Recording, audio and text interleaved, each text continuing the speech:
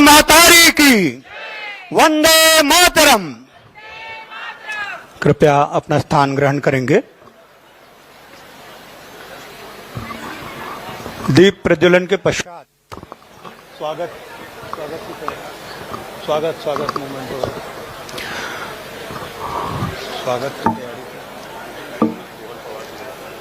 क्या बोलो?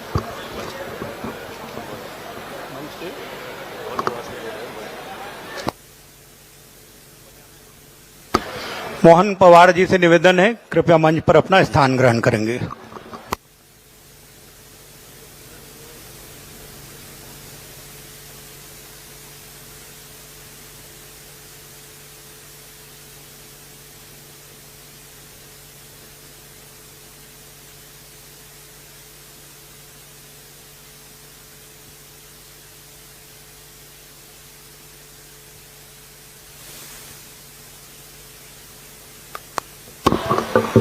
मुख्यमंत्री विष्णुदेव साय यहां पर कार्यक्रम स्थल से मौजूद। लोकतंत्र सेनानियों का सम्मान समारोह आज, और मुख्यमंत्री विष्णुदेव साय की यह तस्वीर कार्यक्रम स्थल से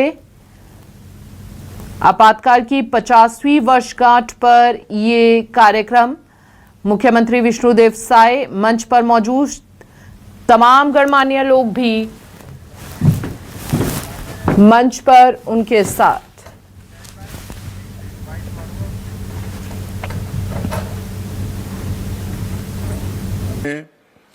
युवा साथियों, भाइयों और बहनों और हमारे मीडिया के साथियों, सबसे पहले मैं हमारे जो लोकतंत्र के सेनानी हैं और उनके परिजन हैं उनका धन्यवाद करना चाहूंगा, जिन्होंने आज के इस समारोह का निमंत्रण स्वीकार किया और बारिश के बावजूद भी प्रदेश के दूर दूर से इस समारोह को सफल करने के लिए आप लोग पधारे।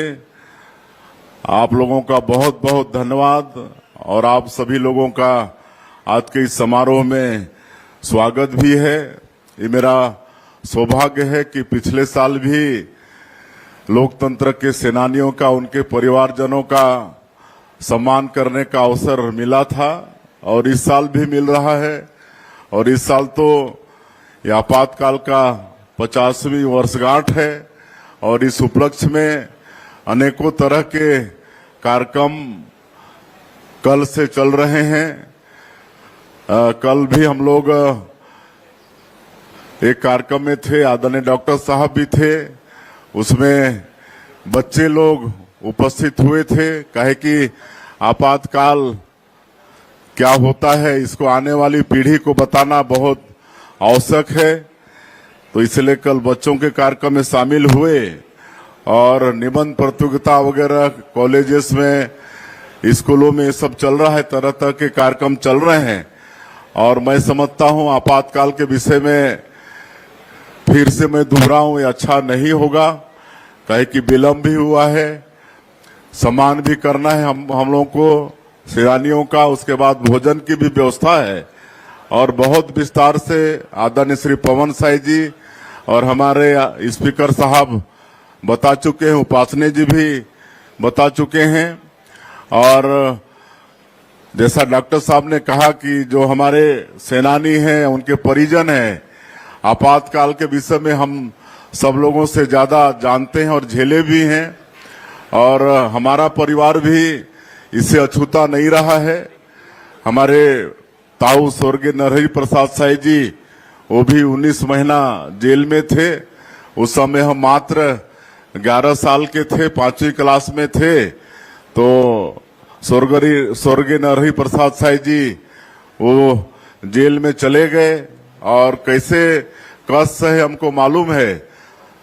स्वर्गीय बालकृष्ण शर्मा, जिनको देवकी महाराज के नाम से जानते थे, जिनको हम अपना राजनीतिक गुरु भी मानते थे, तो वो बताते थे 19 महीना वो भी जेल में काटे और घर में एकमात्र वो कमाऊ सदस्य थे, उनके बच्चे छोटे थे, तो परिवार में बैठते थे तो कैसे उनका परिवार, उनके बच्चे उनको कोसते थे, हमको मालूम है। काहे कि चूंकि अकेले वो परिवार के कमाऊ सदस्य थे और वो जेल चले गए तो उनका मतलब दाने दाने को मोहताज हो गए, वो परिवार दाना दाना को मोहताज हो गया, चूल्हा नहीं जलता था। ये सब जब बैठते थे तो पता चलता था, और एक तरह से उस परिवार का, उनके बच्चों का भविष्य बर्बाद हो गया। ऐसा हमारे स्वतंत्र मतलब लोकतंत्र के सेनानियों के परिवार के साथ में हुआ है। ये सब आप सब लोगों को मालूम है।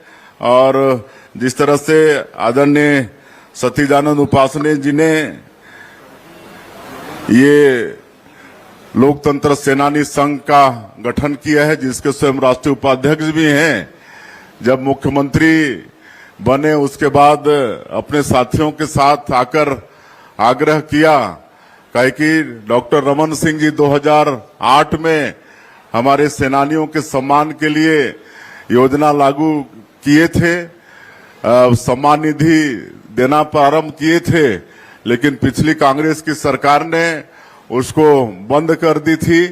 और इस बात को लेके सतीजानंद उपासने जी, उनकी टीम आई थी, और हम लोग सब जो भी हैं, आप सब लोगों के आशीर्वाद के बदौलत ही हैं, तो फिर से उस सम्मान निधि को शुरू किए। 10,000 से लेकर 25,000 रुपया प्रति महीना देने का। और इतना ही नहीं, जो 5 साल कांग्रेस की सरकार नहीं दी थी, तो 5 साल का एक मुश्त राशि भी देने का काम हमारी सरकार ने, आप लोगों की सरकार ने किया है।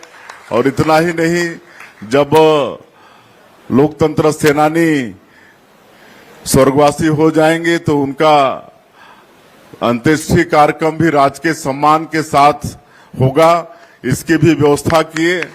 और उस कार्यक्रम के लिए भी 25,000 रुपया सरकार से मिले, इसकी भी व्यवस्था किए हैं। तो एक लोकतंत्र सेनानियों के लिए एक छोटा सा सरकार की तरफ से इस सम्मान का प्रयास हुआ है। मैं और ज्यादा नहीं कहते हुए मैं फिर से एक बार आज यहाँ पर जितने भी लोकतंत्र सेनानी आए हैं उनका सबको मैं नमन करता हूँ।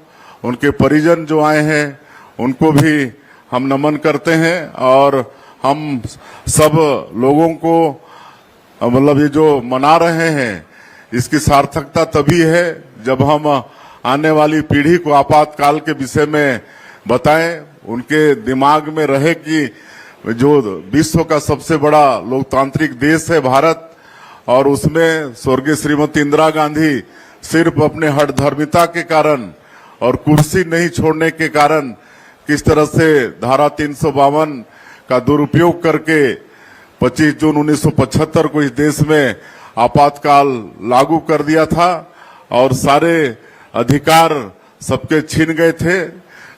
सब आप लोगों के बीच में बात आ गई है, तो ये हमारा आने वाला पीढ़ी इस बात को ख्याल रखे।